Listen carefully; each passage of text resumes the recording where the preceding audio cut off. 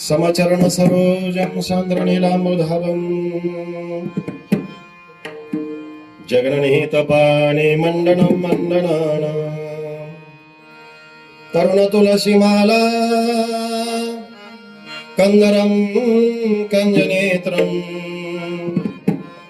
सदा यदबलहासं विठ्ठलं चिन्तयामि महायोगपीठे तडे भीमरथ वरं पुण्डलीकाय दत्तो मुनित्रिः समागत्य तिष्ठं तमानन्दकन्दं परब्रह्मलिङ्गं भजे पाण्डुरङ्गम्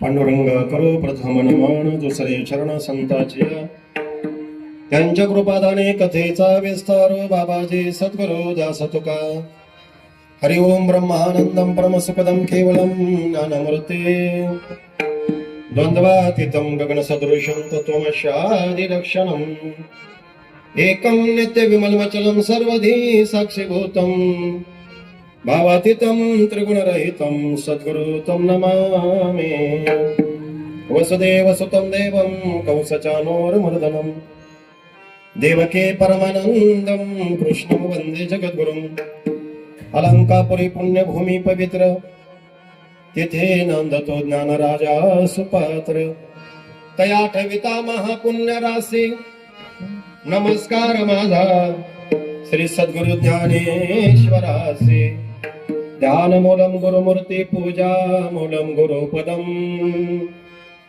मंत्र मूलम गुरुवाक्य मोक्ष मूलम गुरुकृपा नमो सद्गुरु तुकया ज्ञानदीपा नमो सद्गुरु सच्चिदानंद रूपा नमो सद्गुरु भक्त कल्याण मूर्ते नमो सद्गुरु भास्करा पूर्ण कीर्ती मस्तक माझा पायावारे वारकरी या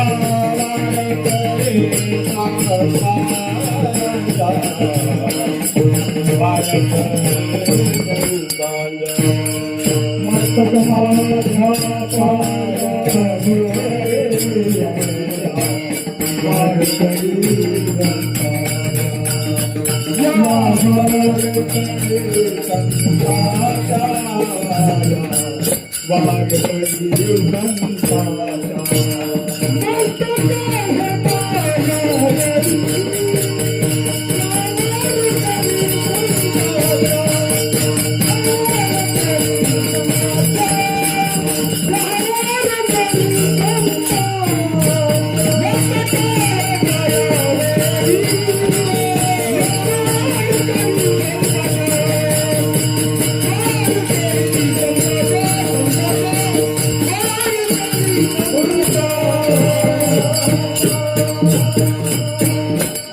मस्तक माझा पायावरी या वारकरी संतांच्या श्री संताचे माथा चरणावरी साष्टांग हे करी दंडवत विश्रांती पावलो सांभाळ उत्तरे वाढले अंतरे प्रेम सुख काय माझी वाणी मानेल संतासी रंजव चित्तासी आपुलिया जयांचे केले स्मरण होय सकल विधेचा अधिकरण तेचे वंदो श्री चरण श्री गुरूंचे ते नमस्कार क्षणोक्षणी हाचे करावा विचार विचार क्षणोक्षणी हाचे करावा विचार करावया पार भव सिंधू नाशिवंत देह जाणार सकळ आयुष्य खातो काळ सावधान. प्रस्तुत प्राप्त प्रसंगी सेवेकरता दाखवलेला अभंग वैराग्याचे महामेरू संत सम्राट जगद्गुरु तुकाराम महाराज यांचा 4 चरणाचा मानवी देहाला म्हणून जो जीव आलेला आहे, या मानवी देहाला आलेल्या प्रत्येक जीवाला उपदेश करणारा हा अभंग आहे. विठाला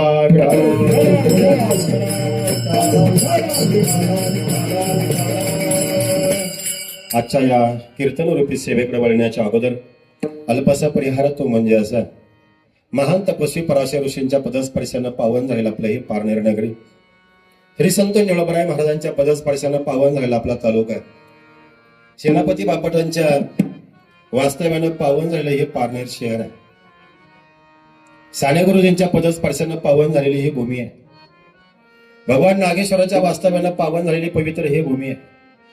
आणि या पारनेर शहरामध्ये वास्तव्याला असणारा व्यवहारी पाटील परिवार आणि या व्यवहारी पाटील परिवाराचं असणारं पितृतुल्य व्यक्तिमत्व स्वर्गवासी राजोजी अमृता व्यवहारे बाबांना जाऊन आज आपल्यामधून 11.5-12 महिने पूर्ण होत आहे. आज त्यांचं प्रथम पुण्यस्मरण या ठिकाणी संपन्न होत आहे. ही कीर्तनाची सेवा माझ्यासारख्या लेकराकडे या व्यवहारी परिवारानं दिलेली आहे. खऱ्या अर्थानं जर बारकाईने विचार केला, या परिवाराचा जर आपण थोडासा अभ्यास केला, या परिवाराला अनेक दुःखाला या ठिकाणी सामोरं जाग लागलेलं आहे. आमच्या राजूच्या बाबांच्या पाठीमागे त्यांच्या असणाऱ्या धर्मपत्नी गंगा भागीरथी लीलाबाई राधोजी व्यवहारे या माऊलीला अनेक दुःखाला या ठिकाणी जीवनामध्ये सामोरं जावं लागलेलं आहे.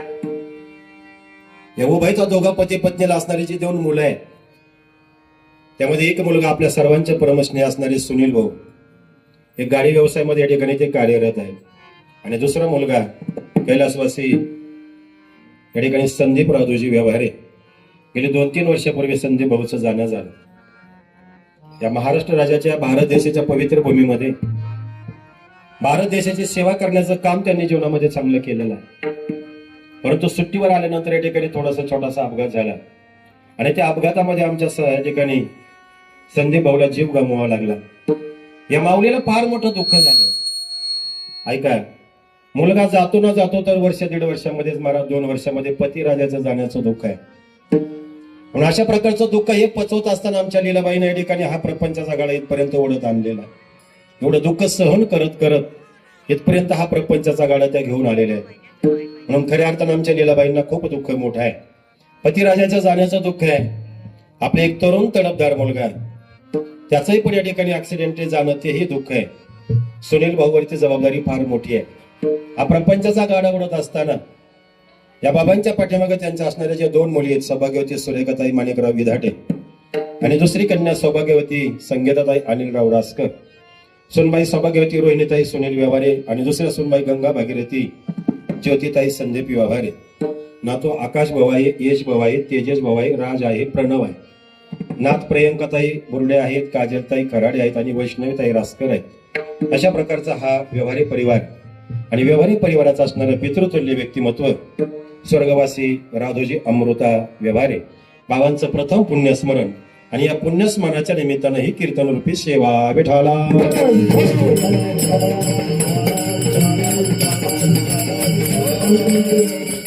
आजच्या या कीर्तनरूपी सेवेकरता मला गायनाचे साथ करणारे आमचे परमस्नेही हरिभक्तीपरायण बापूजी महाराज कोळगे, संगीत क्षेत्रातलं दुसरं असणारं रत्न आस्था गौरव आले हरिभक्तीपरायण शिवाजी महाराज खोमणे, तसेच एक वाळवणे गावचे असणारे सोपा परिसरातले मोठे कीर्तनकार हरिभक्तीपरायण शहाजी महाराज थोरात काळाला उभे आहेत.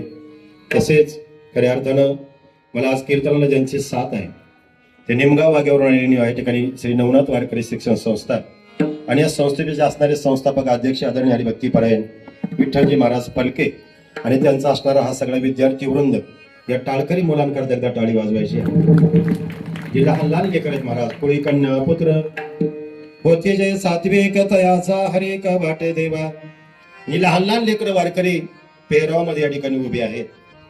संवादिनीचे साथ करणारे, थोडा पेटीचा आवाज थोडा कमी करा माईकचा. पारनेरगावचं भूषण आणि बोगेवाडीवरून या ठिकाणी उपस्थित झालेले की ज्यांनी पारनेर क्षेत्रामध्ये पारनेर तालुक्यामध्ये गायन असेल, वादन असेल, पेटी असेल, तबला असेल, हार्मोनियम असेल, पखवाज असेल, हे सगळे या ठिकाणी कला शिकवण्याचं काम तालुक्यामध्ये ज्यांनी केलेलं आहे ते संगीत क्षेत्रातलं एक वंचित असणारं नाव बोगेवाडून आलेले हरिभक्तीपरायण आमचे कैलासजी महाराज शिंदे त्यांच्या साधनेला माझं वंदन आहे.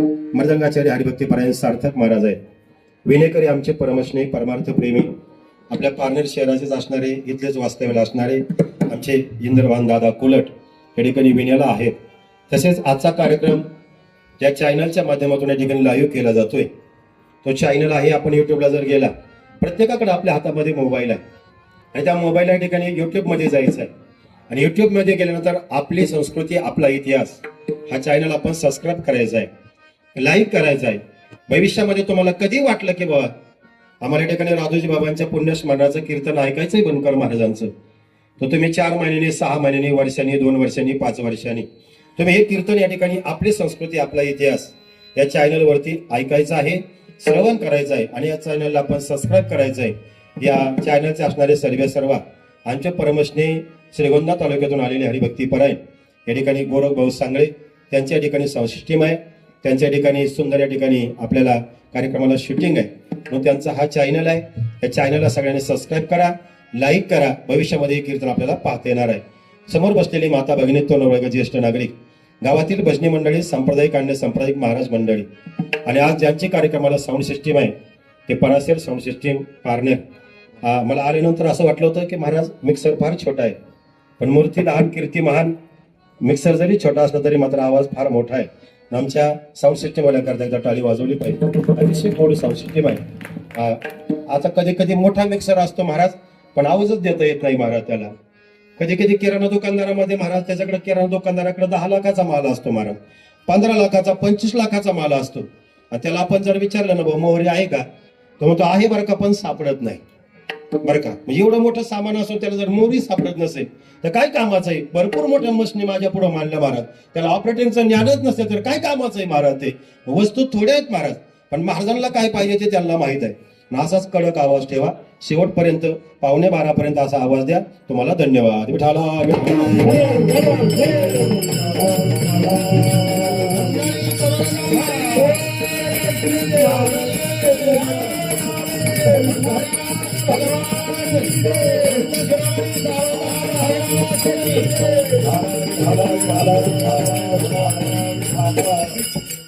क्षणोक्षणी हाचे करावा विचार, करावया पार भव सिंधू. नाशिवंत देह जाणार सकळ, आयुष्य खातो काळ सावधान. आज स्वर्गवासी राधोजी बाबांचं प्रथम पुण्यस्मरण आहे. ऐका पारनेरची मंडळी, का करावं लागतं वर्षश्राद्ध, कशा पद्धतीनं केलं पाहिजे वर्षश्राद्ध, ऐका कुठं केलं गेलं पाहिजे वर्षश्राद्ध, वर्षश्राद्धाचा नेमका विधी काय आहे, वर्षश्राद्ध नाही केलं तर जमत नाही का, केलं तर वर्षश्राद्धाचा फायदा काय, वर्ष श्राद्ध नाही केलं तर तोटा काय? अनेक प्रश्न तुमच्या मनामध्ये आहेत. पण वर्ष श्राद्ध का केलं पाहिजे महाराज? ऐका, ज्या माता पित्यानं आम्हाला जन्माला घातलंय, ज्या आई वडिलांना आम्हाला जन्माला घातलंय, त्या आई वडिलांचं आमच्यावरती ऋण आहे महाराज. ऐका, ज्या माता पित्यानं आम्हाला हे जगत दाखवलंय, त्या आई वडिलांचं आमच्यावरती ऋण आहे. आणि म्हणून आहे तोपर्यंत आई वडिलांची सेवा करावी आणि गेल्यानंतर महाराज यथा योग्य पद्धतीनं त्यांचा विधी मार्ग करावा, म्हणून वर्ष श्राद्ध करावं लागतं. ऐका, आई वडिलांच्या ऋणातून उतराई होण्याचा केलेला छोटासा प्रयत्न म्हणजे आजचं पुण्यस्मरण आहे, आजचं वर्ष श्राद्ध आहे. का केलं पाहिजे वर्ष श्राद्ध महाराज? जगद्गुरु तुकाराम महाराजांनी 450 वर्षापूर्वी एक अभंग दिलाय. पिंड पदावरी दिला पुलिय करी, माझे झाले गयावर जन. ऐका, पिटले पितराचे ऋण, पिटले पितराचे ऋण, माझे झाले गयावर जन. आई वडिलांच्या ऋणातून उतराई होण्याकरता केलेला छोटासा प्रयत्न म्हणजे आजचं वर्ष श्राद्ध आहे. आमचे सुनील भाऊ असतील, त्यांच्या भगिनी असतील, आमच्या लीलाबाई असतील, या गेलेल्या व्यक्तिमत्वाच्या महाराज ऋणा म्हणून उतराई होण्याकरता, राधोजी बाबांच्या ऋणातून उतराई होण्याकरता केलेला छोटासा प्रयत्न म्हणजे आजचं वर्ष श्राद्ध आहे, पुण्यस्मरण आहे. 450 वर्षापूर्वी जगद्गुरु तुकाराम महाराजाला सांगितलं आणि तुकोबरायला महाराजांना बोलावं लागलं की मी माझ्या हाताने पिंडदान केलेलं आहे आणि आपणही पिंडदान केलं पाहिजे. आज ब्राह्मण काकांनी घरामध्ये जो महाराज विधी केलेला आहे त्या ठिकाणी 5 पिंड आहे. तुम्ही घरामध्ये जाऊन पहा. हे पिंडदानाचं महान कार्य आहे. 10व्याच्या दिवशी सुद्धा आपण पिंडदान करतो महाराज. 16 संस्कार हिंदू सनातन धर्मामध्ये सांगितलेले आहेत आणि या 16 संस्कारापैकी पहिला संस्कार गर्भाधान आहे. तो आईच्या उदरामध्ये असताना केला जातो आणि शेवटचा संस्कार अंत्येष्टी महाराज, तो अंत्यसंस्कार आहे तो स्मशानभूमीमध्ये केला जातो. आणि म्हणून आपल्या आई वडिलांच्या ऋणातून उतराई होण्याकरता केलेला छोटासा प्रयत्न म्हणजे वर्ष श्राद्ध, म्हणजे पुण्यस्मरण आहे. तुकोबरायांचा अभंग गोड आहे महाराज. केले कर्मांतर बोबवारिले हरिहर.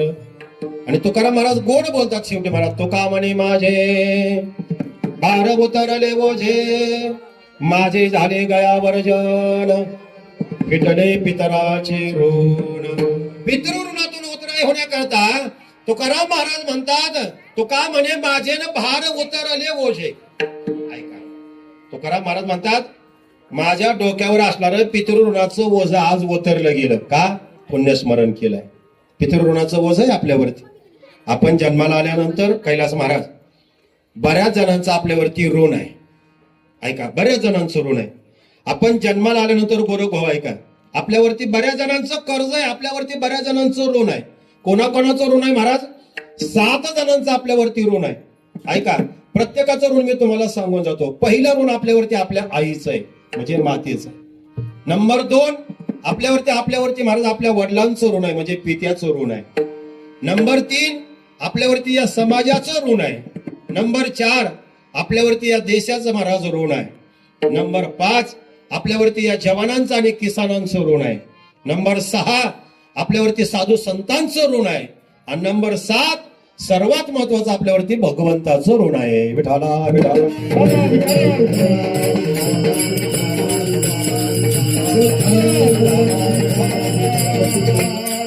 पहिलं ऋण आपल्यावरती कुणाचं असेल तर बाप्पू महाराज आपल्या आईचं आहे. मातृदेव भव, पितृदेव भव, आचार्य देव भव. आद्यगुरु शंकराचार्य चिंतन मांडतात की आईचं माझ्यावरती ऋण आहे.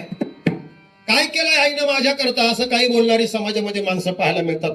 शिवाजी महाराज, थोरात महाराज, समाजामध्ये असे काही मुलं पाहायला मिळतात की ते म्हणतात आई वडिलांनी आमच्या करता काय केलं इंद्रभान दादा. पण एक वाक्य सांगून जातो आज तरुण पिढीला. ऐका, 2 व्यक्तिमत्वाला जीवनामध्ये कधीच म्हणायचं नाही तुम्ही आमच्या करता काय केलंय. कुणाला? ऐका, पहिला आई वडिलांना म्हणायचं नाही तुम्ही आमच्या करता काय केलंय. आणि नंबर 2 भगवंताला कधीच म्हणायचं नाही की देव तू माझ्या करता काय केलंय. ऐका, आई वडिलांनी माझ्या करता काय केलंय महाराज? तर आई वडिलांनी महाराज मला जन्माला घातलंय, आई वडिलांनी मला लहानचं मोठं केलंय, आई वडिलांनी मला शिक्षण दिलंय, संस्कार दिलंय महाराज, संसाराला लावून दिलंय. या आई वडिलांचे उपकार आहेत. आईचं पहिलं ऋण आहे. काय केलं आईनं माझ्या करता?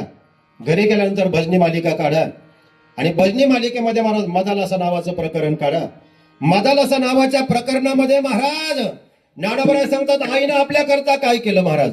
9 मास कष्टला से दाव्याने प्रसूत झाली येताच कर्म झालं मान तुझी अडकली आकांत जननी ये दुःखदाय मोकळली स्मरतार्य राजाय श्रीकृष्ण माऊली हरयद मदाल सासोम जोरे बाळा हरयद मदाल सासोम जोरे बाळा. ऐका, आईनं आपल्या करता काय केलंय? तरुण बांधवाला माझं विशेषत्वानं आवाहन असेल, आईनं 9 महिने आणि 9 दिवस आपल्याला उदरामध्ये वागवलंय.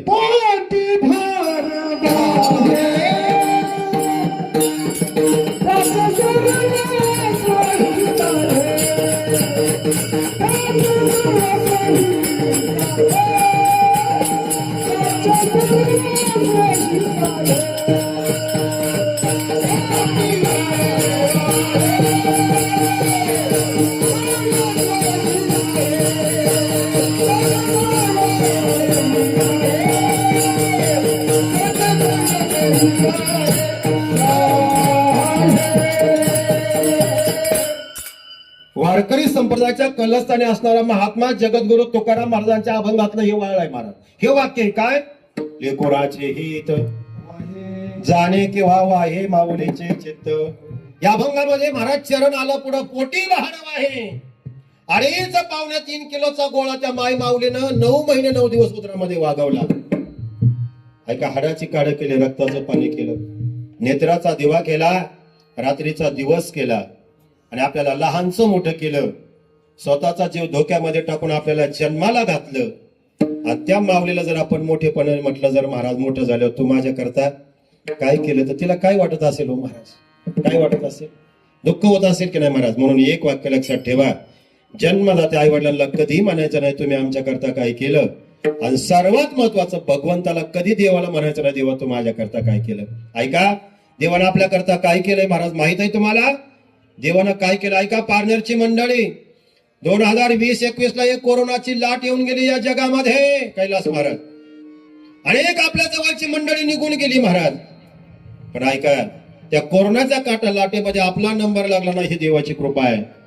त्या कोरोनाच्या लाटेमध्ये बनकर महाराजांचा नंबर लागला नाही, ही भगवंताची कृपा आहे. आणि त्या कोरोनाच्या लाटेमध्ये तुमचा कोणाचा नंबर लागला नाही, ही भगवंताची कृपा आहे. त्या कोरोनाच्या लाटेत जर आपला नंबर लागला असता तर तुम्ही माझ्या समोर नसते आणि मी तुमच्या समोर नसतो. हे देवाचे उपकार आहे की देवाने आम्हाला आतापर्यंत जिवंत ठेवलंय. मी नेहमी सांगत असतो, आजही सांगत राहील आणि पुढे सांगत राहणार आहे. देवाने आपल्यावरती 3 प्रकारानं उपकार केलेले आहेत महाराज. कोणते कोणते? ऐका, पहिला देवाचा उपकार आहे की देवाने आपल्याला सुंदर शरीर दिलंय. देवाचा दुसरा उपकार आहे की देवाने आपल्याला चांगले इंद्रिय दिले. आणि देवाचा तिसरा उपकार आहे की देवाने आपल्याला चांगलं आयुष्य दिलं महाराज. दिले इंद्रिय हात पाय कान. ऐका, देवे दिला देह भजना गोमटा. देवानं सुंदर शरीर दिलं, पहिला उपकार. देवानं सुंदर इंद्रिय दिले, दुसरा उपकार. आणि देवानं कोरोना काळामध्ये आपला नंबर लावला नाही, हे देवाचे तिसरे उपकार. महाराज देवानं एवढं आपल्यावरती काय केलंय महाराज, उपकार केलेत. तरी समाजामध्ये काही लोक म्हणतात, बनकर महाराज देवानं आमच्या करता काय केलंय? हे उलटी टांगले पाहिजे झाडाला. बघा, देवानं माझ्या करता काय केलंय म्हणणारे. पण 2 वाक्य लक्षात ठेवा. आई वडिलांना कधी म्हणू नका तुम्ही आमच्या करता काय केलंय, आणि देवाला कधी म्हणू नका भगवंता तू माझ्या करता काय केलंय. पहिले उपकार आपल्यावरती आईचे आहेत की स्वतःचा जीव धोक्यामध्ये टाकून आपल्याला जन्माला घातलं. पहिलं ऋण मातृ ऋण आहे, दुसरं ऋण पितृ ऋण आहे. बाप दुसऱ्याच्या बांधाला कामाला गेला असेल, ऐका, स्वतः फाटक्या कपड्यावरती राहिला असेल, जगी आईचा बाप व्हावा, त्याचा वंश मुक्ती सजावा, पोटी येता हरले पाप, ज्ञानदेवा माय बाप. ऐका, बापाचे अनंत उपकार आहेत आपल्यावरती महाराज. आपल्या लेकराला पॉकेट मनी देतो महाराज, चांगलं इन्स्टिट्यूट मध्ये चांगल्या कॉलेजमध्ये महाराज आपल्याला शिकायला ऍडमिशन घेऊन देतो. आपला बाप जरी महाराज अनाडी असेल, आपला बाप जरी अशिक्षित असेल, तरी पण त्याने आपल्या मुलाला शिक्षणाकरता फार मोठा खर्च केलेला आहे. माझा बाप दुसऱ्याच्या कामाला बांधाला कामाला जात असेल, पण माझ्याकरता चांगल्या इन्स्टिट्यूटला ऍडमिशन घेऊन दिलेलं आहे महाराज. म्हणून वडिलांना कधी म्हणायचं नाही तुम्ही आमच्याकरता काय केलंय. आज आमच्या सुनील भाऊचे असणारे वडील स्वर्गवासी राधोजी भाऊ आज पितृशोक आहे त्यांना. आपले वडील आपल्या जगामध्ये राहिलेले नाही, म्हणून जग आहे सा बाप बाबा. दुसरं ऋण आपल्यावरती आपल्या वडिलांचं आहे. तिसरं ऋण या समाजाचं आहे, चौथं ऋण महाराज देशाचं आहे, पाचवं ऋण जवानांचं आणि किसानांचं आहे, सहावं ऋण साधूचं आहे आणि सातवं ऋण महाराज भगवंताचं आहे. या सातही ऋणातून आपण उतराई होण्याचा प्रयत्न केला पाहिजे. विठाला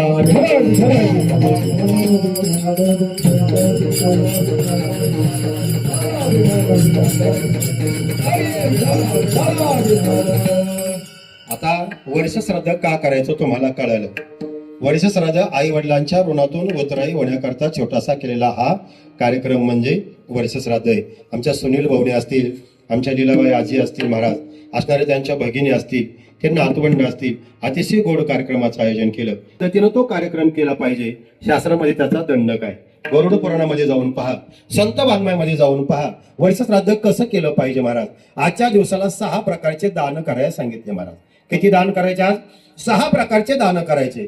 आज व्यवहारी परिवारानं 6 प्रकारचे आपल्या वडिलांच्या पुण्यस्मरणानिमित्तानं 6 प्रकारचे दान करायचे. पहिलं दान गोदान करायचंय, दुसरं दान भूदान करायचंय, तिसरं दान कांचनदान करायचंय, चौथं दान वस्त्रदान करायचंय, पाचवं दान अन्नदान करायचं, सहावं दान ऐका ज्ञानदान करायचंय. पहिलं दान करायचं म्हणजे गावरान गाई दान करा, गोदान. बनकर महाराज गावरान गाय आता राहिल्या नाही. सुनील भाऊ शहरामध्ये राहतात, इथं गावरान गाय कुठं पाळायच्या बा. गावरान गाई दान करण्याकरता आमच्याकडे नाही बनकर महाराज. मग आम्ही आता गावरान गाई दान करायची नाही, मग जर्सी गाई दान करायची का? महाराज म्हणले जर्सी गाई दान करून चालत नाही. का? भगवान श्रीकृष्ण परमात्म्यानं कन्हैयानं द्वापार युगामध्ये किती लाख गाया पाळल्या? 9 लाख गाया होत्या शिवाजी महाराज, कोंबे महाराज. पण एकही गाई त्यांच्याकडे जर्सी नव्हती, सगळ्या गावरान होत्या. म्हणून शास्त्रामध्ये गावरान गाईला महत्व आहे, जर्सी गाईला किंमत नाही. आजच्या दिवसाला गावरान गाई दान करावी असा दंडक आहे. गावरान गाई राहिली नाही बनकर महाराज, मग जर्सी गाई दान करा. जर्सी गाई दान केली असती, पण जर्सी गाई जर दान करायला गेलो, जिल्ह्यापेक्षा तालुकाच मोठा होईल बनकर महाराज. ऐका, कार्यक्रमाचा खर्च 70,000 आणि जर्सी गाई 1 लाखाची दान करायची. जमल का बनकर महाराज? हे जमण्याजोगं नाही बा. मग गावरान गाई दान करू नका. महाराज म्हणले तुम्ही गोदान जमत नाही ना, मग भूदान करा. आजच्या दिवसाला जमीन दान करा. आज जर पारनेर रोडला एखादा गुंठा असेल सुनील भाऊचा, आज बनकर महाराजांच्या नावावर करून द्यायचा बा. याला म्हणतात भूदान. मी घेणार नाही, तुम्ही देणार नाही, काळजी करू नका. मी फक्त सांगतो तेवढं ऐका. भूदान करावं लागतं आजच्या दिवसाला. का करावं लागतं महाराज? भगवान परमात्म्याचे भागवतामध्ये 24 अवतार आहेत. वारकरी संप्रदायामध्ये भगवान परमात्म्याचे 10 अवतार सांगितलेले आहेत महाराज. मंगलाष्टक तुम्ही लग्नाला गेल्यानंतर ऐकता किंवा मानता, त्याच्यामध्ये थोरात महाराज 10 अवतार सांगितले देवाचे. ते मंगलाष्टक तुम्हाला सांगतो, घरी गेल्यानंतर पाहून घ्या. मच्छा पासून चारिते नरहरी. मी लग्न लावण्याकरता उभा राहिलेलो नाही, लक्षात ठेवा. पण मी कशा करता सांगतो महाराज. या मंगलाष्टकामध्ये भगवंताचे 10 अवतार सांगितले. कोणते कोणते? हा मोजून घ्या. मत्स्य, कच्छ, वराह, नृसिंह, वामन, परशुराम, राम, कृष्ण, बौद्ध आणि कलंकी. 10 अवतार सांगितले देवाचे महाराज. 10 अवतारापैकी 5वा अवतार वामन अवतार आहे. वामन अवतारामध्ये भगवान परमात्म्यानं महाराज बळीराजाकडे 3 पावलं भूमिदान मागितली होती. किती पावलं? 3 पावलं. बळीराजाला सांगितलं, बळी मी तुला 3 पावलं भूमिदान मागतोय. बळी दातृत्वा नाही महाराज. जगामध्ये जर पाहायला गेलं ना, या हिंदू महाराष्ट्रामध्ये, भारत राज्यामध्ये, या जगामध्ये 2 दान देणारे महाराज फार मोठाले होऊन गेले.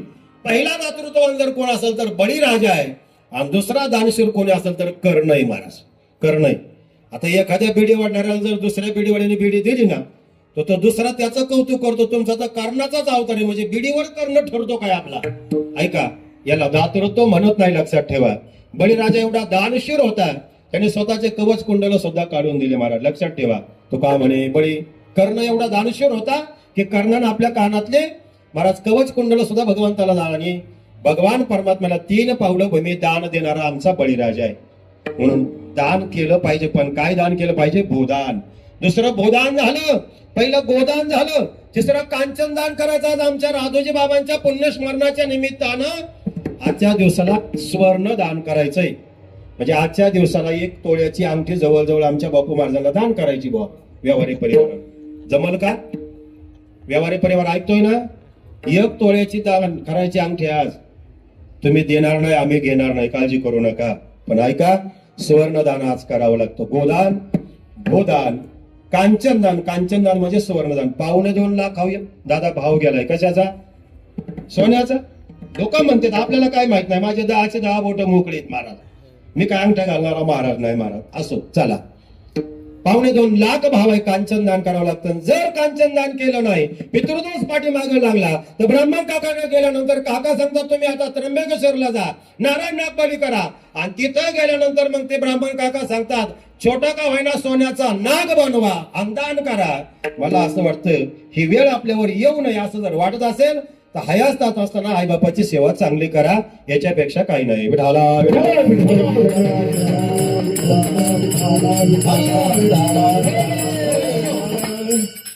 सहा प्रकारची दानं मी तुम्हाला सांगतोय. वर्ष श्राद्ध कसं करायचं हे सांगतोय, ऐकताय ना?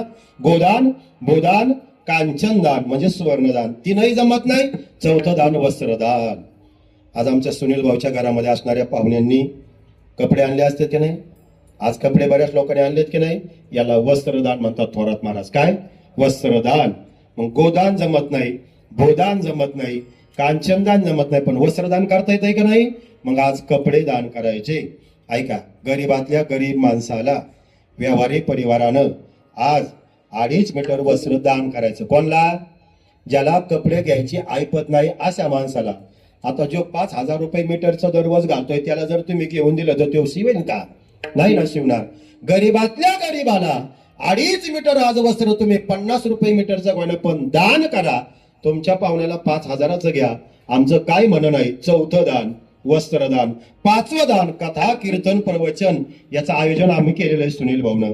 आणि 6वं दान वदने कवळ घेता नाम घ्या श्री हरीचे. तुम्ही मांडे नका घालू बरं का लगेच, मला 12च्या नंतर जेवण आहे. विठाला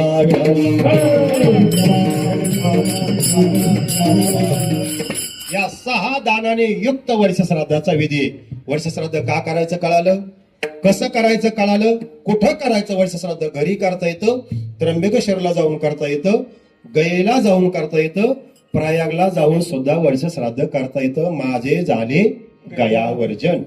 प्रयागला कोणी जर गेला असाल, चित्रकूट, प्रयागराज वगैरे, तर आम्ही सुद्धा गेलतो 2 वर्षापूर्वी थोरात महाराजांना. आम्ही तिथं पिंडदान केलं जातं, गयेला जाऊन, प्रयागला जाऊन.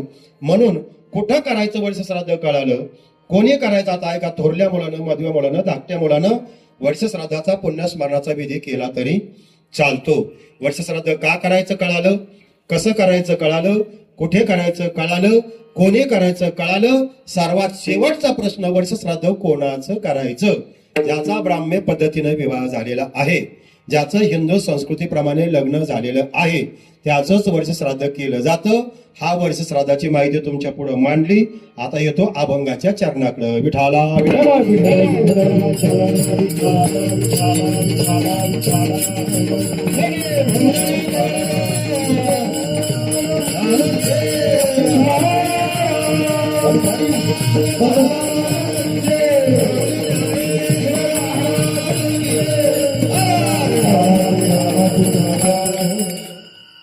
वर्ष श्राद्धाचा विधी तुम्हाला कळाला. अभंग आज जो घेतलाय तो तुकाराम महाराजांचा आहे, 4 चरणाचा आहे.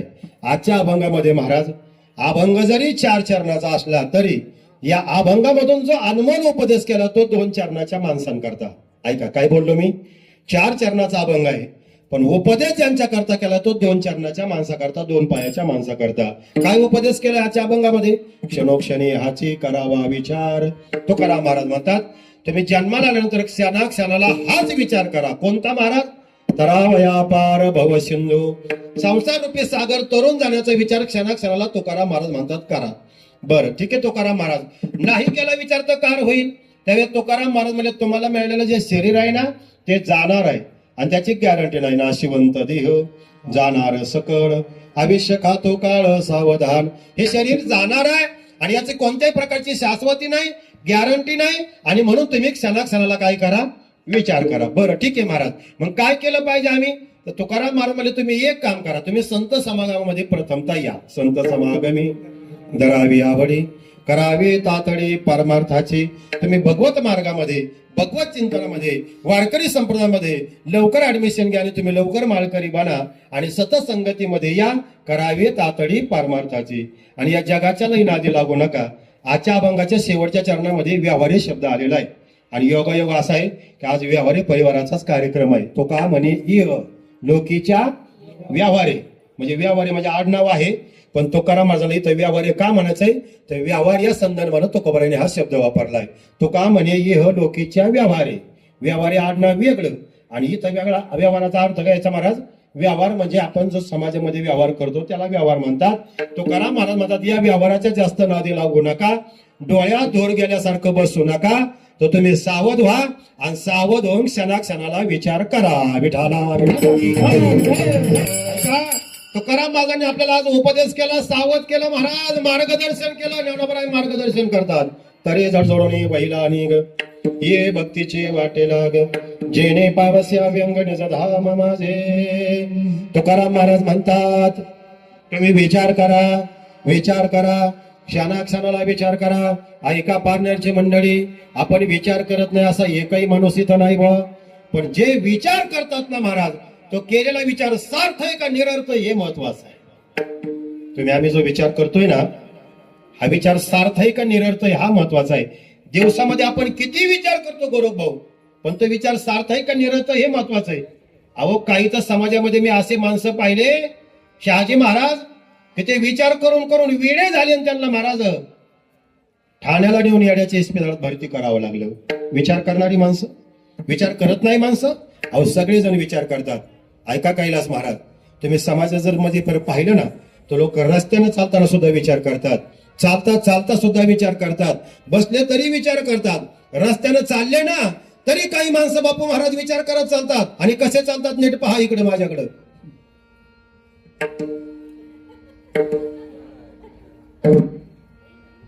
अशी माणसं तुम्ही रस्त्याने चालताना पाहिले नाही का? ते कोणा संग बोलत येतो महाराज, ते कोणा संगच बोलत नाही सुनील भाऊ, पण ते विचार करत चाललेले असतात. माणसं विचार करतात, पण आम्ही जो विचार करतोय ना तो सार्थ आहे का निरर्थ हे महत्वाचं आहे. विचार भरपूर करणार आहेत महाराज, पण तुकाराम महाराज म्हणजे तुम्हाला करायचा नाही विचार, एकच विचार करा, सारा सारा विचार.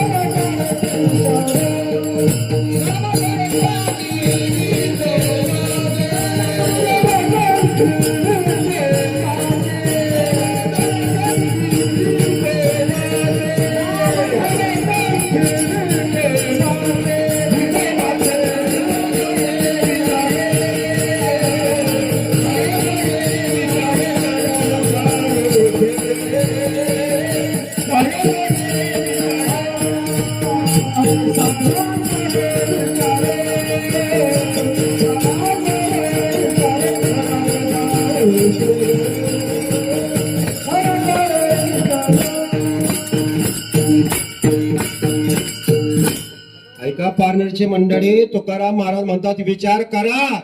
आणि नुसता विचार करणार का, क्षणाला विचार करा. कोणता विचार करा? करावया पार भव सिंधू, संसार रूपी सागर तरुण जाण्याचा विचार जीवनामध्ये करा. एक उदाहरण सांगतो. पूर्वीच्या काळामध्ये जुने महाराज लोक फार गोड उदाहरणं सांगायचे कीर्तनामध्ये, कारण की पूर्वीचे कीर्तन ऐकण्याजोगे होते महाराज. आताचे कीर्तन पाहण्याजोगे आहेत, ऐकण्याजोगे नाही महाराज. कीर्तन पाहणं वेगळं ना ऐकणं वेगळं महाराज. पूर्वीचं कीर्तन उद्धारा करता होतं, आताचं कीर्तन मनोरंजना करताय. हा फरक आहे शहाजी महाराज. पूर्वीचं कीर्तन हे उद्धाराचं साधन होतं, आताचं कीर्तन हे विनोदाचं साधन आहे. विठाला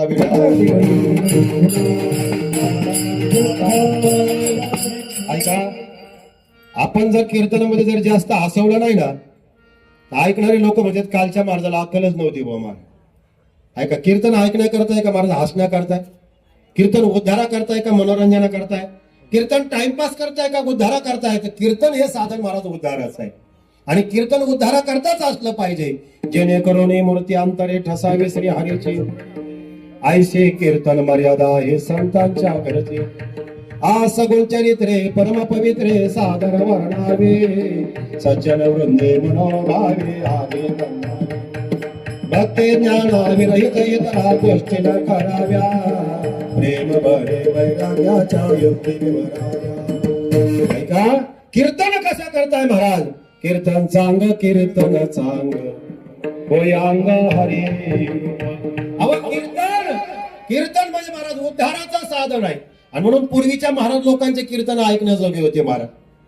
एक उदाहरण गोड सांगतो तुम्हाला, पारनेरची मंडळी नीट ऐका.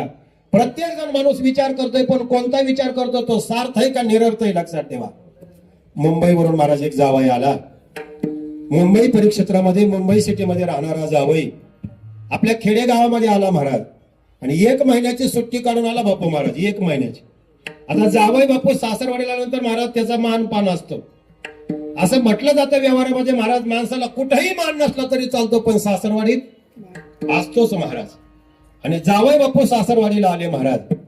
आल्यानंतर 1 महिन्याची सुट्टी काढून आले. ऐकताना तुम्ही कीर्तन. आल्यानंतर मायबाप 1 महिन्याची सुट्टी काढून आले.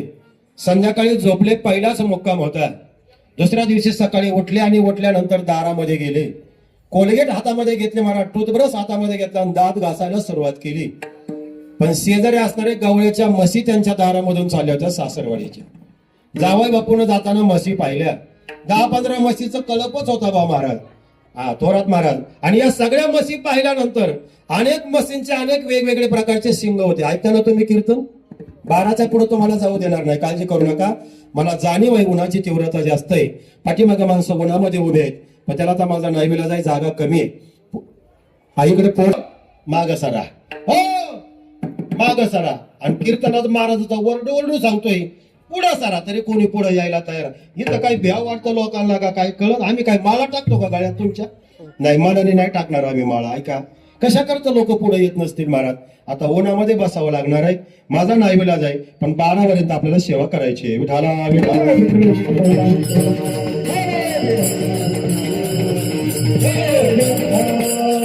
उन्हाची तीव्रता फार आहे, उष्णता भरपूर वाढलेली.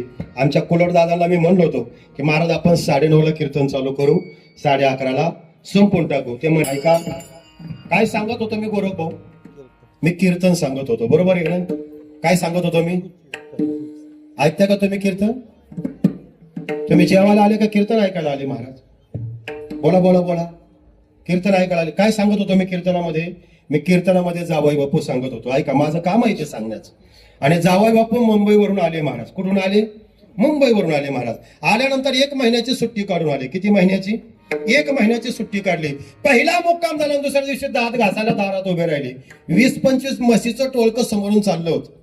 हा, आणि म्हशीचं टोळकं चाललं असताना थोरात महाराज अनेक म्हशीचे वेगवेगळ्या प्रकारचे शिंग असतात. आता दिल्लीबाज म्हशी वेगळ्या नाही का, वेगवेगळ्या प्रकारच्या म्हशीच्या जाती आहेत महाराज. पण एका म्हशीचे शिंग असे गोल आकाराचे होते, गोल आकाराचे. आणि जावई बापूने विचार केला की या म्हशीच्या शिंगातून आपण पलीकडे उडी मारायची. काय करायची? ऐकताना तुम्ही कीर्तन. जावई बापू 1 महिन्याची सुट्टी काढून आले. किती महिन्याची? उन्हाळ्याच्या सुट्टीला गावाकडे आले, मुंबईवरून आले, खेडे गावात आले. आणि जावई बापू दात घासताना सकाळी म्हशी जाताना पाहिला महाराज, चारायला जाताना.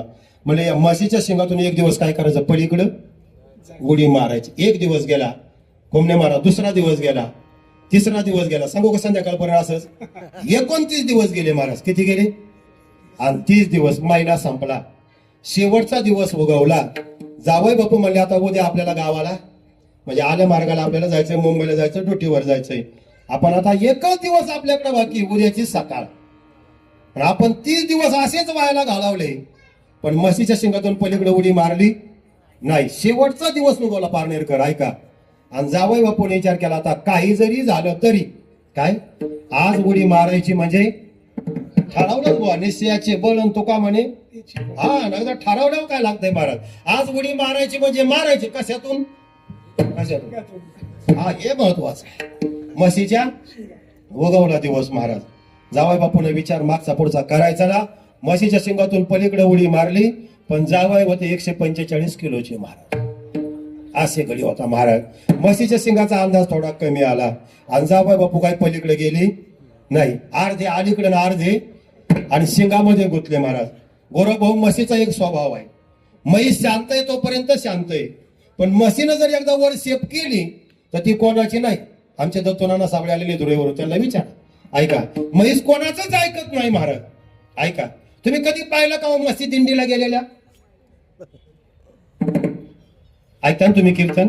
म्हशी कधी दिंडीला जात आणि बैल कधी आळंदीत जातात का? कुलट दादा, बैल कधी आळंदीला जात नाहीत आणि म्हशी कधी पंढरपूरला, म्हणजे ज्या पंढरपूरला जात नाहीत त्या, असं मला म्हणायचं नाही बरं का. कॅमेरा चालू आहे पुढे, असं मला म्हणायचं नाही. पण म्हशी पंढरपूरला जात नाही आणि बैल आळंदीला जात नाही, कारण की इतर यनुच्या ठाई हा विचारूची नाही. पशु काय पाप पुण्य जाणे ती. महाराज तुम्ही सावलीत बसा. विठाला विठाला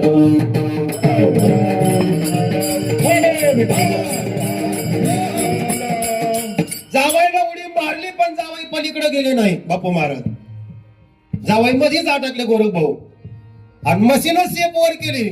अख्ख्या पारनेर शहराला वेढा मारून आली महाराज. प्रदक्षिणा झाली मग गावची. आता जावायचं काय झालं असेल बरं महाराज. जावाई मोकळा झाला महाराज आका.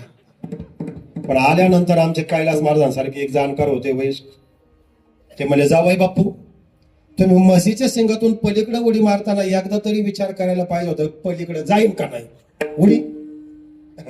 जावाई बापू म्हणले मामा नीट ऐका माझं, मी आलेलो 1 महिना झालाय आणि जवळजवळ 30 दिवस झाले मी हाच विचार करतोय. काय विचार करतोय? काय विचार करतोय? म्हशीच्या सिंगातून उडी पलीकडं जाईल का नाही. जावाईने किती दिवस विचार केला?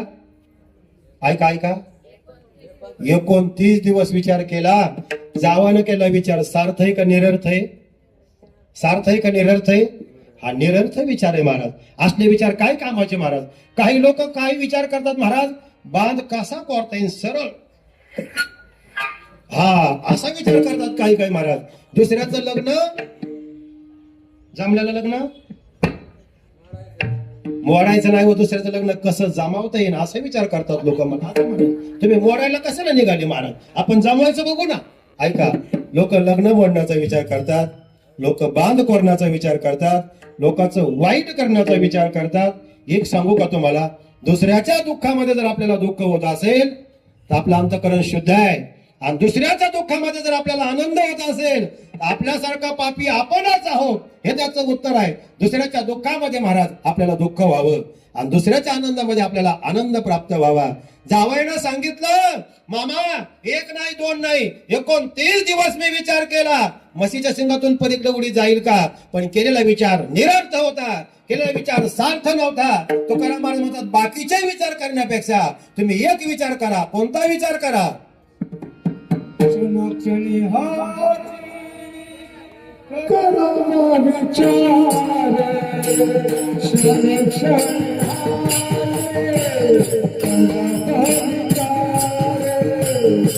क्षणी क्षणी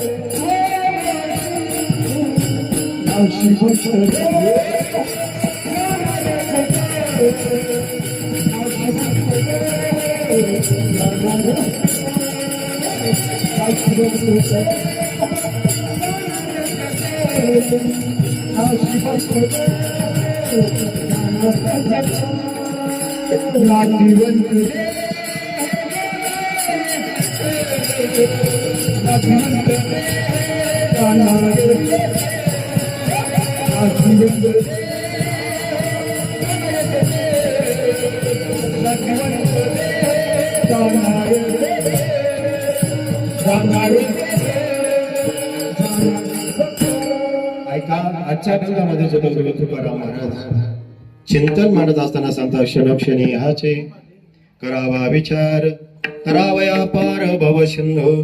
जगद्गुरु तुकाराम महाराज क्षणाक्षणाला आपल्याला विचार करायला सांगतात. कोणता विचार केला पाहिजे महाराज? हा संसार रूपी सागर तरुण जाण्याचा विचार जीवनामध्ये केला पाहिजे. ऐका, या संसार रूपी सागरामधून तरुण जाण्याचा उद्धाराचं साधन कधीतरी आम्ही जीवनामध्ये केलं पाहिजे. तुकाराम महाराज म्हणतात, बाकीचे विचार करण्यापेक्षा, निरर्थ विचार करण्यापेक्षा ऐका, सार्थ विचार जीवनामध्ये केला गेला पाहिजे. आणि तो विचार आम्ही जीवनामध्ये जर केला तर महाराज आमच्या जीवनाचं कल्याण झाल्याशिवाय राहणार नाही. आजच्या या कीर्तना करता हरिभक्तीपरायण नवनाथ महाराज गट यांची या ठिकाणी उपस्थिती आहे. महाराजांचा कार्यक्रम या ठिकाणी व्यस्त असताना सुद्धा वेळात वेळ काढून या व्यवहारी पाटील परिवाराच्या दुःखामध्ये सामील होण्याकरता नवनाथजी महाराज गट हिंदू धर्मरक्षक या ठिकाणी आलेले आहेत. त्यांना पण या ठिकाणी मी मनापासून धन्यवाद देतो आणि पुढे माझ्या कीर्तनाला महाराज सुरुवात करतो. विठाला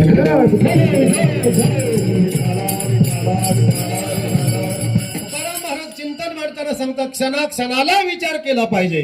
जावई बापूने विचार केला, पण केलेला विचार सार्थ नसून तो निरर्थ आहे. महाराज ऐका, जुने दोन जोडीदार होते. ऐका शहाजी महाराज, दोन जोडीदार जुने, जुन्या काळातले दोन म्हातारी माणसं. आणि म्हातारी माणसं फार हुशार असतात बरं का महाराज. म्हाताऱ्या माणसाला कधी कमी समजायचं नाही. अलीकडच्या काळामध्ये इंद्रबान दादा लोक धोत्रावाल्याला कमी समजतात. नवनाथ महाराज म्हणजे धोत्र घालणाराला फार बुवा काय म्हणजे बावळाटच आहे बुवा. पण एक लक्षात ठेवा, धोत्रावाल्याच्या कधी नादी लागायचं म्हणजे मी तुम्हाला धमकी नाही देत बरं का महाराज. मी तुम्हाला विनंती करतोय महाराज की धोत्रावाल्याचं काय करायचं नाही, धोत्रावाल्याच्या नादी लागायचं नाही. धोत्रावाला कधी धडा शिकून सांगता येत नाही. अजून धोत्रावाले आहेत म्हणून महाराज संस्कृती टिकून आहे, आपले इंडियन कल्चर टिकून आहे. धोत्रावाले कमी नाही महाराज. कैलास महाराज एकदा आम्ही पंढरपूरला चाललो होतो रेल्वेने. माझ्या जोडीदाराने आम्ही दोघं बाकावरती बसलो होतो रेल्वेची, आणि समोर एक मालकरी बसला होता धोत्रावाला. हा, भगवी पताका हातामध्ये होती आणि वारकरी होता महाराज.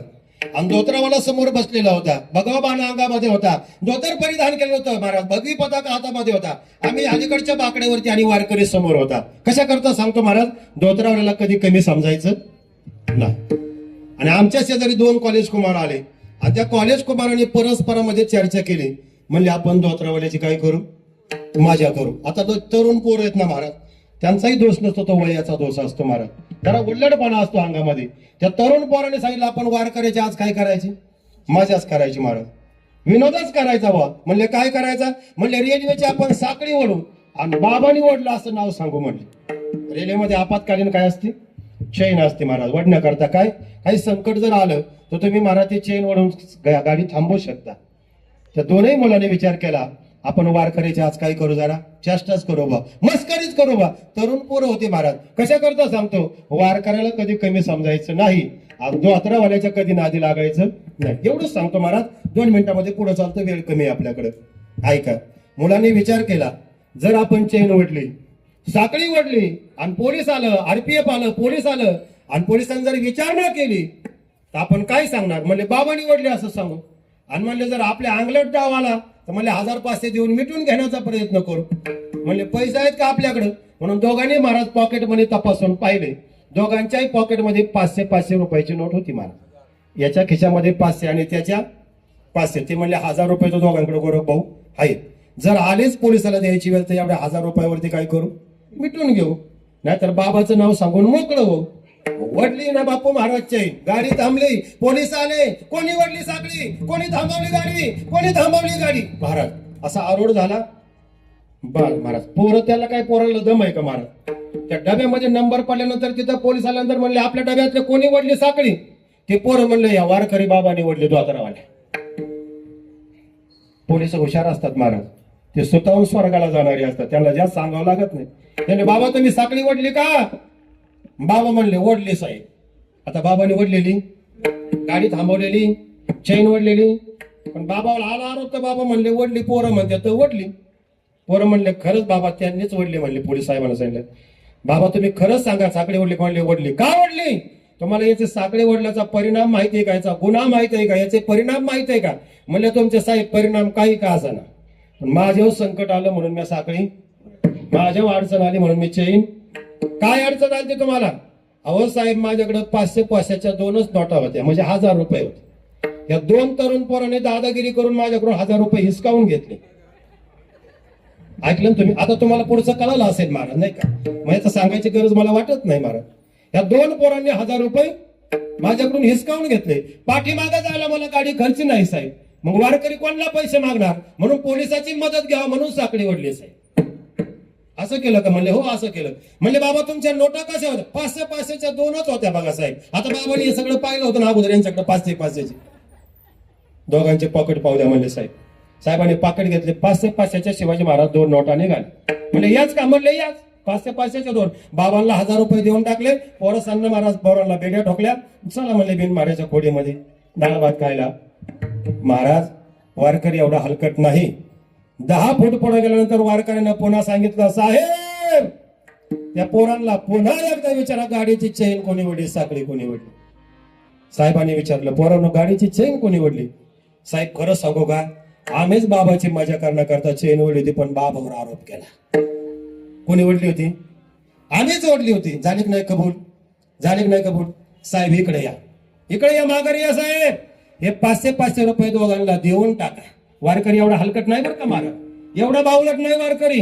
देऊन टाका साहेबांच्या एवढ्या वेळेत त्यांना माफ करा. पुन्हा सांगा धोतरावाल्याच्या नादी लागू नको. मी याच्याकरता सांगतोय, धोतरावाला कमी नाही. चांगल्या तरुणाला महाराज धडा शिकवला का नाही? ऐका, 2 म्हातारी माणसं महाराज पारावरती बसले होते. कैलास महाराज कशावरती? पारावरती बापू महाराज. आणि पारावर बसल्यानंतर पूर्वीच्या काळामध्ये राजस्थानवरून व्यापारी आले होते महाराज कापूस खरेदी करण्याकरता.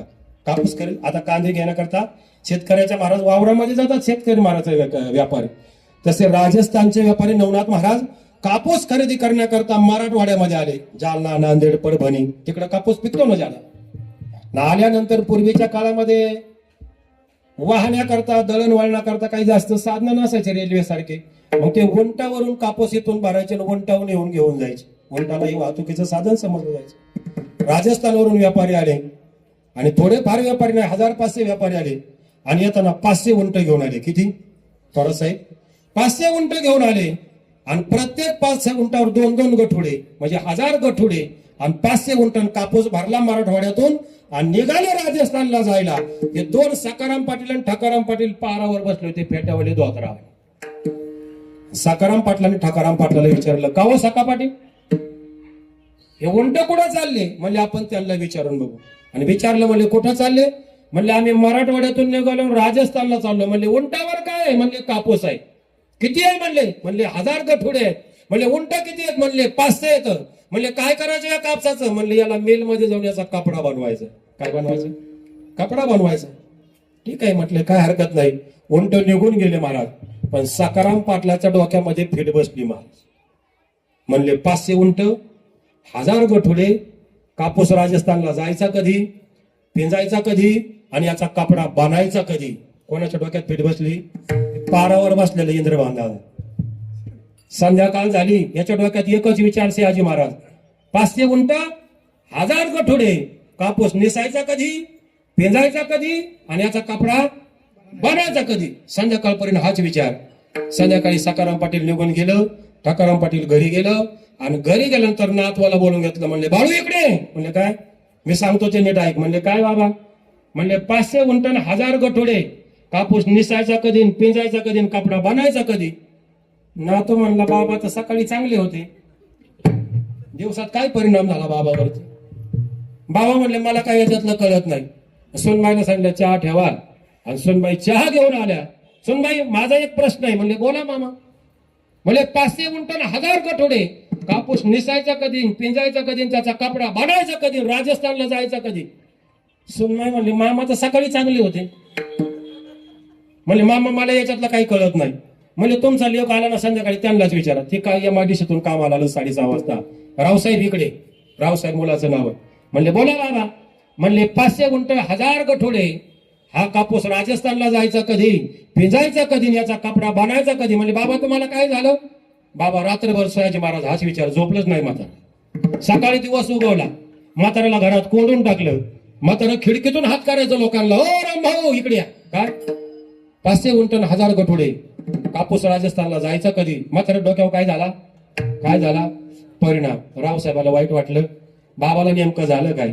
म्हणून रावसाहेब महाराज म्हाताऱ्याच्या जुन्या जोडीदाराकडे गेला आणि सांगितलं, म्हणले पाटील म्हातारा जरा याड्यावणी करतो, तुम्हाला यावं लागेल. आणि जुना जोडदार म्हाताऱ्याकडे गेला, म्हणले काय झालं सखाराम पाटील तुम्हाला, काय झालं ठकाराम पाटील तुम्हाला. म्हणले काहीच नाही झालं पाटील, माझा एक प्रश्न आहे. म्हणले काय बोला. म्हणले 500 गुंठण 1000 गठोडे, हा कापूस राजस्थानला जायचा कधी, नेसायचा कधी, न्याचा कपडा बनायचा कधी, एवढं मला उत्तर सांगा. पाटील म्हणले त्याच्यात काय अवघड आहे, बघावर काशी हुशार माणसं लागतात, त्याच्यात काय अवघड आहे. म्हणले बरोबर. म्हणजे काय झालं, आपल्या गावातून ते उंट पुढे गेले आणि एका व्यापाऱ्याला बिडी ओढायची सवय होती. त्याने काडी ओढल्याने चुकून काडी कापसाला लागली आणि सगळे उंटही जळून गेले, कापूसही जळून गेला, व्यापारी जळून गेले, एकही नाही वाचला. ठकाराम पाटील म्हणले आता आपल्या डोक्यातलं वजन कमी झालं. काय गरज होती का याची, हे वजन डोक्यावर घ्यायची गरज होती का. ते गठोडे कोणाचे, ते उंट कोणाचे, तो कापूस कोणाचा, तो कुठं न्यायचा आहे, तो कशाला डोक्याला ताण करून घेतो. तो तुकाराम महाराज म्हणतात हे फालतू विचार करण्यापेक्षा क्षणाक्षणी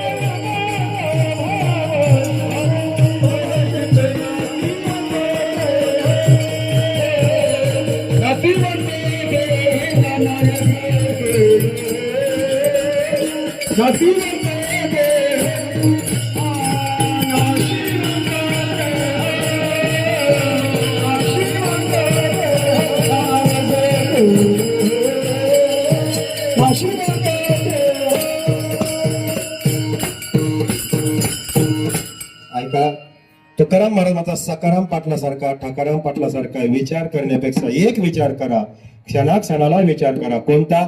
तरुण जाण्याचा विचार करा, मरून जाण्याचा विचार करू नका, सतसंगतीमध्ये येण्याचा विचार करा. का बरं महाराज? तुम्हाला जे मिळालेलं शरीर आहे ते नाशवंत आहे. ऐका, जसं आपण लहानपणी दिसत होतो ना तसे आपण तरुणपणामध्ये दिसत नाही बापू महाराज. आणि आपण जसे तरुणपणामध्ये दिसतो ना तसे आपण म्हातारपणामध्ये दिसत नाही.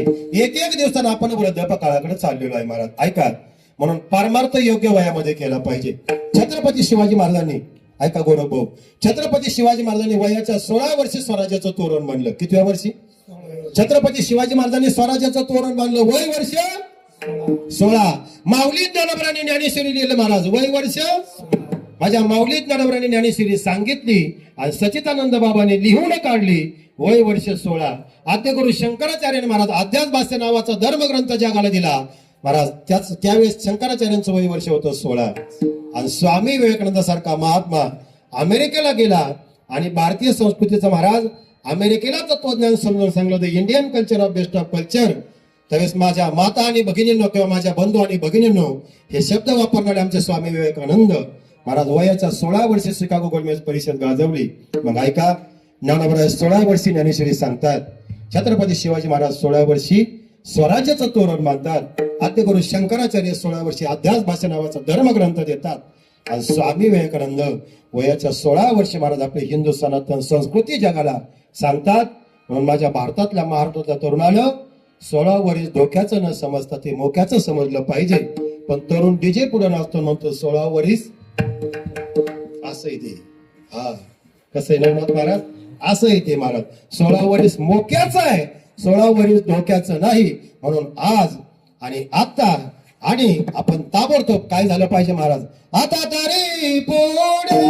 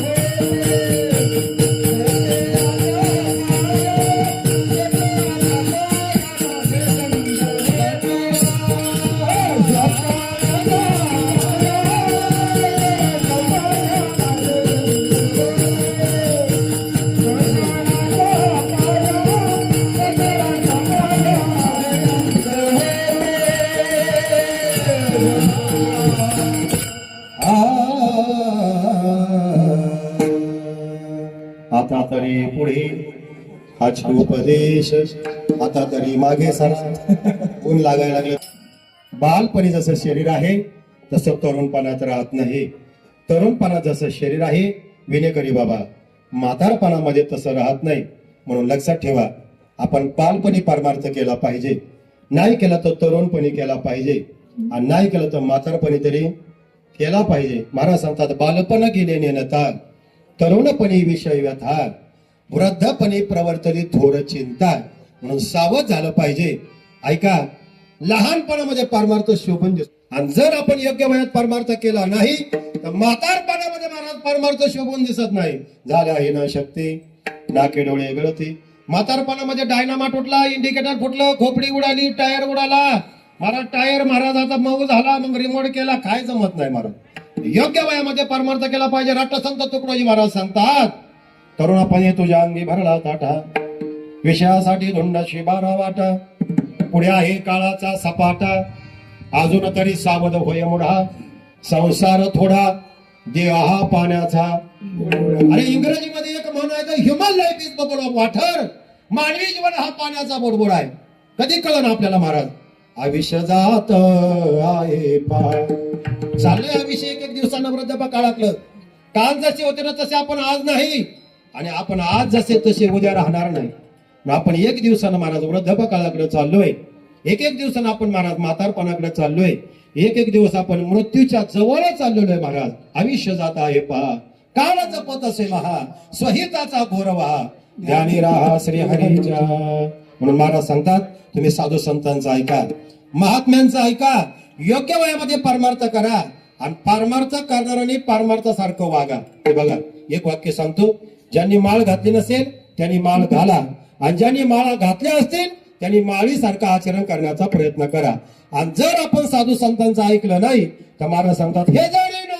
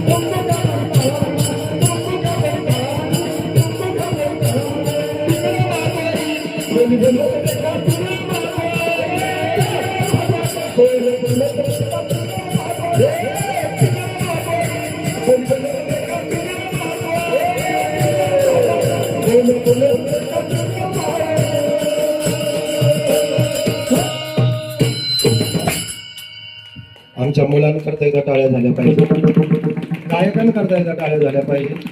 बसणारे मंडळी, तुम्ही टाळ्या जर वाजवल्या ना 2 घास जास्त खाणारे महाराज. काही चिंगोस असेल सयाजी महाराज टाळी सुद्धा वाजवित नाही महाराज. आणि हे बघा, ज्याला दुसऱ्याचं मोठेपण सहन होत नाही ना, तो माणूस कधीच मोठा होऊ शकत नाही, कधीच होऊ शकत नाही. एक वाक्य सांगून जाऊ पारनेरकर, ऐका. तुम्ही दुसऱ्या करता टाळी जर वाजवली ना, तुमच्या करता टाळी वाजवणारे 10 तयार होणार. ऐका, तुम्ही दुसऱ्याला जर मोठं म्हणाले ना, तर तुम्हाला मोठे म्हणणारे 10 तयार होणार. ऐका, तुम्ही दुसऱ्याचं जर कौतुक केलं ना, तर तुमचं कौतुक करणारे 10 तयार होणार. आणि तुम्ही दुसऱ्या करता एक खड्डा जर काढला, तर तुमच्या करता 10 खड्डे तयारच आहेत. काळजी करायची. म्हणून दुसऱ्या करता टाळी वाजवली पाहिजे. आमचे महाराज ही नवनाथ वारकरी शिक्षण संस्था, एवढे लहान लहान लेकरं किती सुंदर नाचतात. आमचे गायक मंडळी. आणि तुम्हाला सांगतो, टाळी वाजवण्यामध्ये काही तोटा नाही, टाळी वाजवलीच पाहिजे महाराज. का बरं टाळी वाजवली पाहिजे महाराज? आमच्या तुकोबा महाराजांचा गोड अभंग आहे, टाळी वाजवावी.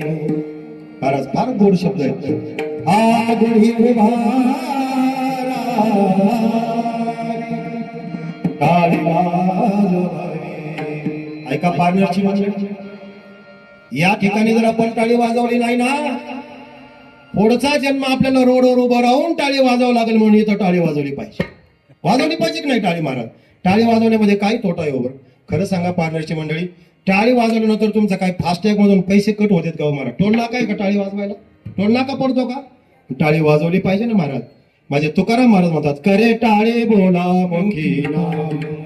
अहो, टाळी वाजवण्याचा महाराज महाराजांचा फायदा नाही, टाळी वाजवण्यामध्ये महाराज टाळकऱ्यांचा फायदा नाही, टाळी वाजवण्यामध्ये तुमचा फायदा आहे. कसा सांगतो ऐका. आपल्या शरीरामध्ये 72,000 नाड्या आहेत. 72,000 नाड्यांचे ॲक्युप्रेशर पॉईंट आपल्या तळ हातावरती आहेत. ऐका, आयुर्वेद सांगतो 1 मिनिटामध्ये. आणि आपल्या तळ हातावरती ॲक्युप्रेशर पॉईंट आहेत. तुम्ही ज्यावेळी टाळी वाजवता ना, विठ्ठल विठ्ठल म्हणताना, ते टाळी वाजवत असताना तुमच्या शरीरातल्या 72,000 नाड्या प्रसारित होतात महाराज, तेजीत होतात. आणि रक्ताभिसरण नावाची क्रिया सुरळीत चालते. पर्यायाने अटॅकचा आणि बीपीचा धोका कमी. म्हणून माणसाने दिवसातून 10 मिनिटं कोयना टाळी वाजवली. पण इथं कीर्तनात वाजवली पाहिजे. तुम्ही जर रस्त्याने टाळी वाजवत चालले तर लोक तुम्हाला यारवाड्याला नेऊन टाकतील महाराज. याचा परिणाम झाला म्हणतील डोक्यावर महाराज. म्हणून टाळी वाजवली पाहिजे महाराज. कुठं वाजवली पाहिजे? कीर्तनामध्ये. लागोने पाया विनवितो तुम्हाला, करे टाळी बोला. वाजवणार सगळे टाळी, ज्यांना ज्यांना हात आहे तेवढे टाळी वाजवणार. करा हात वर. हातच नका टाळी वाजव, हात वर करा. अगोदर हात वर करा महाराज. ऐका, नामदेव जना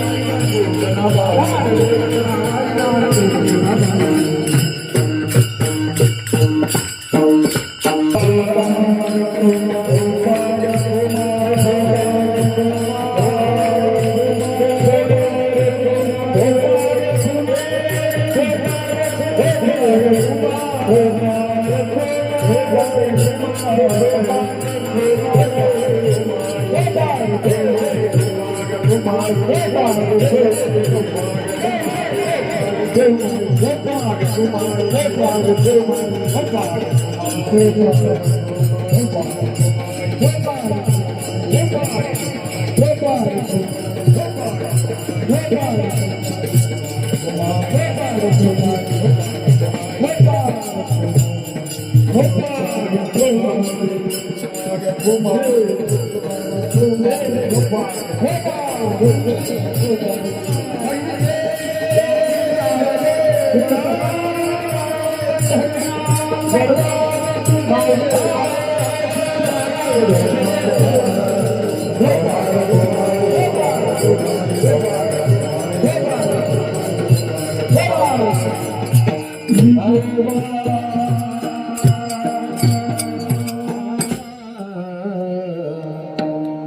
क्षणाक्षणी हाचे करावा विचार करावया पार भव सिंधू.